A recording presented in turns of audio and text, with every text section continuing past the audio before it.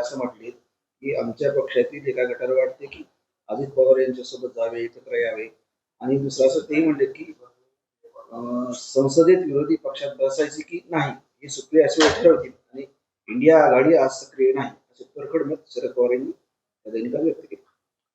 शरद पवारांचं गेल्या 2 महिन्यापासून जर एकंदरीत सर्व ऍटिट्यूड पाहिलं किंवा त्यांचं काम करण्याची पद्धत जर पाहिली तर शरद पवार आणि अजित पवार एकत्रित येतील असं चित्र दिसतंय. आणि ते त्यांनी स्पष्ट केलेलं आहे. त्यांचे अनेक आमदार अस्वस्थ आहेत, ते महाविकास आघाडीवर राहू इच्छित नाही, हे पूर्वीपासून ठरलेले आहे त्यांचं. म्हणून मला वाटतं भविष्यामध्ये जास्त वेळ लागणार नाही. आणि शरद पवार साहेबांनी सुतोवाच केल्यामुळं आता ज्यांची मूळ कमांड त्यांच्यावर आहे, जे सर्व आहे, त्यांच्याकडून जर असं स्टेटमेंट आलं तर याचा अर्थ त्या एकत्रित येण्याला पुष्टी दिल्यासारखं होतं. म्हणून आता इंडिया आघाडी तर राहिलेलीच नाही, परंतु हे महाविकास आघाडीचे जे काही बगलबच्चे होते, ज्यांना असं वाटत होतं की आम्ही काहीतरी करतोय, त्यांना सुद्धा ही चपराकच आहे. तर ऑपरेशन सिंधूर नंतर एकनाथ शिंदे यांचे बॅनर लागले, त्याच्यामध्ये नरेंद्र मोदी यांचाही फोटो आहे. त्यानंतर संजय राऊत असं म्हणाले त्या पोस्टरवर त्यांनी आधी आमचा बाप म्हणजे बाळासाहेब ठाकरे पळवले, आता भाजपचा बाप म्हणजे मोदी पळवतो.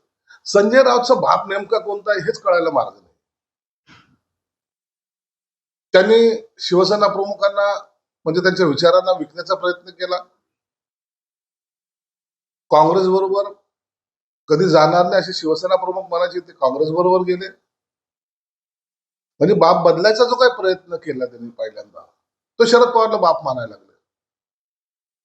शरद पवारने कंबडात लाथ घातली. राहुल गांधीला बाप मानण्यासाठी फार काश्मीर पर्यंत गेले. म्हणून बाप बदलायची सवय यांना आहे. देशाचा पंतप्रधान जेव्हा एखादी मुवमेंट करतो आणि ज्या आक्रमक पद्धतीनं पाकिस्तानावर हल्ला करतो, त्यांच्या अतिरेकाला गाडतो, त्या टायमाला त्याची प्रशंसा प्रत्येक भारतीयाने केली पाहिजे. काँग्रेसने सुद्धा केलेली आहे, शरद पवार साहेबांनी केलेले. मग काय त्यांनी त्यांचा बाप बदलला? परंतु यांना बिनडोक लोकांना फक्त स्वतःच्या राजकारणापुरतं सर्व दिसतंय. म्हणून आम्ही त्यांची काळजी करत नाही, परंतु आम्हाला गर्व आहे, आम्हाला स्वाभिमान आहे आमच्या पंतप्रधानावर की त्यांनी एक चांगला निर्णय घेतला आणि त्यांचं आम्ही स्वागत निश्चितच सर्व जनतेने केलेले आम्हीही करू. म्हणून यांच्या बोलण्याने काही राजकारणात फरक पडत नाही, परंतु बाप बदलायची सवय त्यांना आहे. तर पहलगाममध्ये हल्ला झाला पर्यटकावर, त्यानंतर सर्वपक्षीय बैठक झाली, त्या बैठकीला उपाटाचं कोणी गेलं नाही. नंतर आता एअर स्ट्राईक झाला, त्यानंतर आज पुन्हा सर्वपक्षीय बैठक होती. आम्ही कारवाईची वाट बघत होतो, बैठकीत सहभागी होणार असं संजय राऊत. आता तुम्हाला कोणी विचारत नाहीये, उभाटाला मुळात त्यांची अस्तित्वहीन झालेले लोक आहेत. परंतु एक प्रोसेस म्हणून त्यांना आजचं निमंत्रण आहे.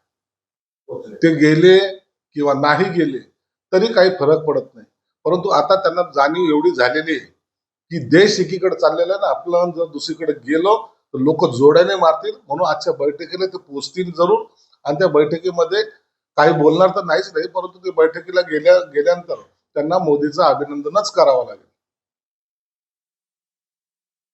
तर काल राज ठाकरे यांनी मुख्यमंत्री देवेंद्र फडणवीस यांची भेट घेतली, परंतु कशासाठी काय घेतलं बाहेर आणलं, कसं बघताय भेटी? राज ठाकरेंचे सगळ्यांचे चांगले संबंध मी पहिल्यांदा सांगितलं. ते देवेंद्र फडणवीसांशी भेटले असतील, निश्चित काही राजकीय गप्पा सुद्धा झाल्या असतील. पहलगामवर झालेल्या हल्ल्यासंदर्भात सुद्धा गप्पा झाल्या असतील. म्हणून त्यांना असं वेगळं काही घडतंय असं पाहण्याचं काही कारण नाहीये. ते नेहमीच सर्व राजकीय नेत्यांच्या भेटी घेत असतात किंवा त्यांना भेटत असतात. शिवसेना पक्ष आणि नावाचा जो वाद आहे, ठाकरे गटाची सुप्रीम कोर्टाकडे तातडीची सुनावणीची मागणी केली आणि कपिल सिब्बलांनी याचिका पण मांडली. त्यांना दुसरा पर्याय नाहीये. सुप्रीम कोर्टाने त्यांची तातडीची सुनावणी सुद्धा घेतली. मला वाटतं आता लवकरच त्यांची सुनावणी होणार आहे. परंतु मेजॉरिटी आमच्याकडे असल्यामुळं आम्हाला निश्चित खात्री आहे की निकाल हा आमच्या बाजूने लागेल.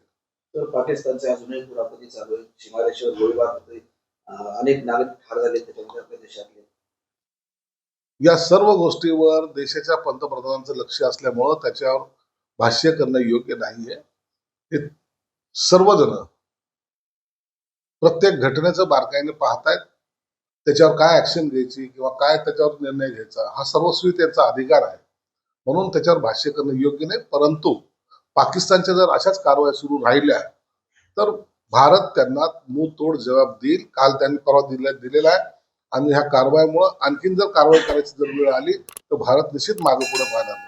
महापालिकेच्या निवडणुकांच्या मागे मोकळ्या झाल्यानंतर आता पक्षांतर सुरू झालेले आहे. शिंदे गटाने फार मोठा झटका जितेंद्र आव्हाडांना दिला. मिलिंद पाटील होते, तर मिलिंद पाटील तर फार मोठा हिस्सा असेल जितेंद्र आव्हाडांना निवडून आला. मिलिंद पाटीलच नाही, असे अनेक कार्यकर्ते आहेत की जे शिवसेनेत प्रवेश करू इच्छितात. पक्षाकडे इतकी लाईन लागलेली. आजच आम्ही आता अमरावतीला पक्षप्रवेशाचा सोहळा घेतोय. 11 तारखेला परभणीला घेतोय. अनेक ठिकाणाहून रोज शिंदे साहेबांना शेकडो फोन असतात. प्रत्येक वेळेला त्यांना वेळ कमी असल्यामुळं काही प्रवेश आमचे रखडलेले आहेत. परंतु आता मला वाटतं या महिन्यामध्ये सर्वांचे प्रवेश हे होतील. तर पाकिस्तानच्या पाकिस्तान हा खोटारडेपणा करतो. आपण हल्ला करू नये मात्र स्थानिक नागरिकांना टार्गेट करतात. इथरलेला पाकिस्तान घाबरलेला आहे. पाकिस्तानामध्ये मुळामध्ये काही ताकद राहिलेली नाही. अंतर्गत तो इतका पोखरला गेलेला आहे की त्याच्याकडे खाण्याचे वांदे आहेत. लढण्याचं सामर्थ्य त्यांच्यामध्ये नाही. अतिरेक्यांच्या जीवावर त्यांचं राजकारण चालू होतं. देशाचं रक्षण कुणी करायचं तर अतिरेक्याने करायचे अशी एकंदरीत त्यांची भूमिका होती. आणि अतिरेक्यानं ज्यांनी जन्म घातलाय त्या अतिरेक्या कारवायामुळे आज पाकिस्तान संपलेला आहे. जगाचं सर्व जग त्यांच्याकडे अतिरेक्याचा अड्डा म्हणून पाहत, देश म्हणून पाहतच नाही. म्हणून आता पाकिस्तानची अवस्था जी आहे, कालच्या एअर स्ट्राईकच्या नंतर आता पाकिस्तानला आपली अवकात कळालेली आहे. आणि म्हणून आता याचा निश्चित तेथील जनतेमध्ये उठाव होणार आहे आणि पाकिस्तानचं अंतर्गत युद्धच पाकिस्तानला संपवणार आहे.